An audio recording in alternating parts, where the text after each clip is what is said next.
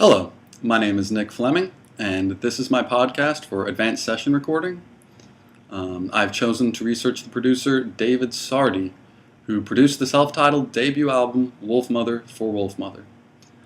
This album grabbed my attention a couple years ago when I first heard Wolfmother with some friends in the car, and I really liked their 70s classic rock, Sabbath-like sound, and I just liked the album inside and out. So I will begin with a quick biography of where Sardy came from and some of his credits before he started producing. David Sardy grew up in Brooklyn, New York, and his career began in the late 80s and early 90s when he, playing the guitar with John Nolan on the bass guitar and Rock Savage on drums, created the band Bark Market in New York City. He does have earlier credits playing guitar on Mark Ribot's album, Rootless Cosmopolitans, but Bark Market was what put him in the spotlight.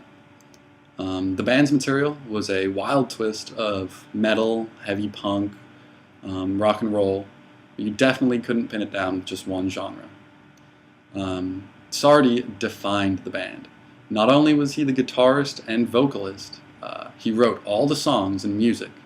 And on top of that, he also produced, recorded, and mixed every album they did, which in turn helped his career in producing.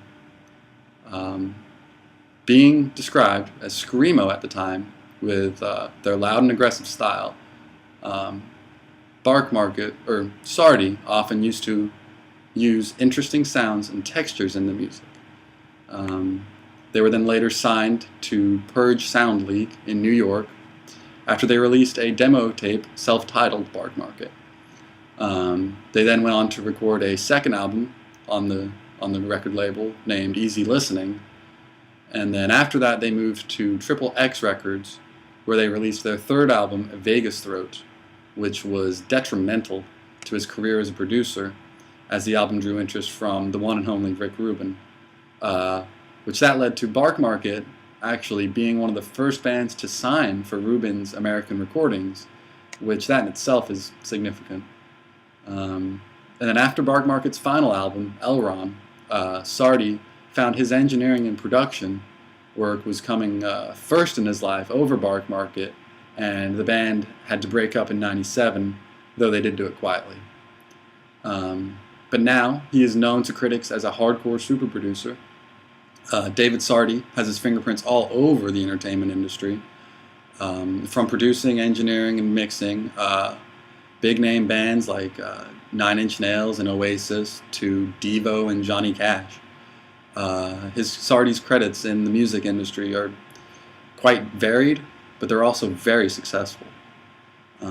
He's won 6 ARIAs, which are Australian Recording Industry Association Awards, for his work with the Australian band Jet, and then he won 3 more with his work with Wolfmother. And then he's also won 3 Grammy Awards with the bands OK Go, Wolfmother Again, and Marilyn Manson.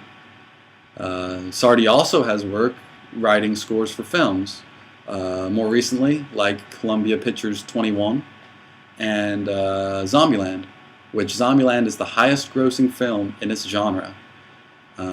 Sardy has also contributed music for a number of TV shows like South Park and a number of movies as well, like Big Daddy, Surf's Up, and Spider-Man.